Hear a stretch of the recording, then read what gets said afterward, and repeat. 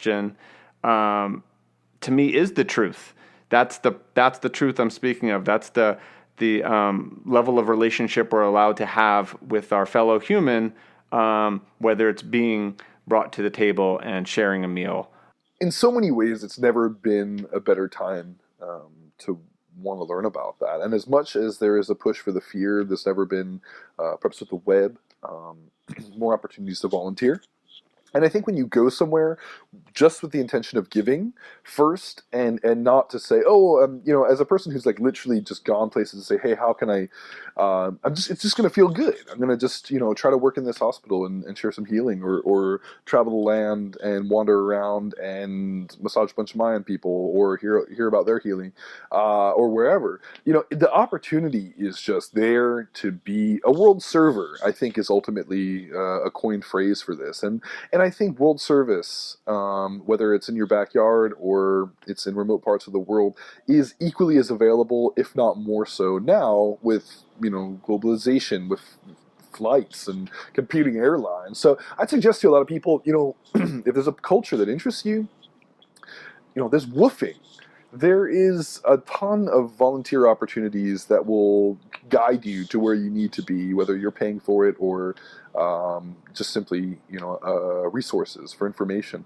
So I would really, I think also the fear of going to an unknown place and saying, wow, how did you do that?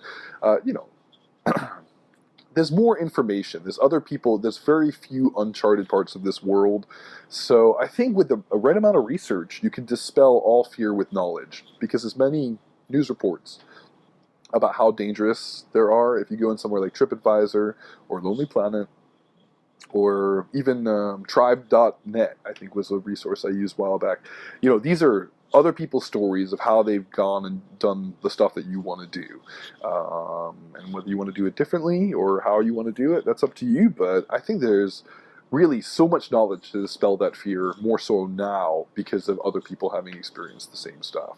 And the stuff that we want to give and belong to a community of world servers. The world is ripe for greater and greater levels of service, no question. Well, that sums it up, doesn't it? The world is ripe for a greater level of service. And with that, I want to take it into what did I learn? Being of service means being generous with your time. But what prompts this generosity?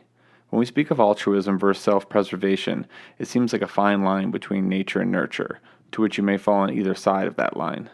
But regardless of the side of the line, the choice is ultimately yours. Sure, there's a strong determining factor to what we've been taught, but there's no reason an old dog can't learn new tricks. Being in service to others, showing generosity, ultimately comes from a place of abundance. Having a feeling like you have more than you need.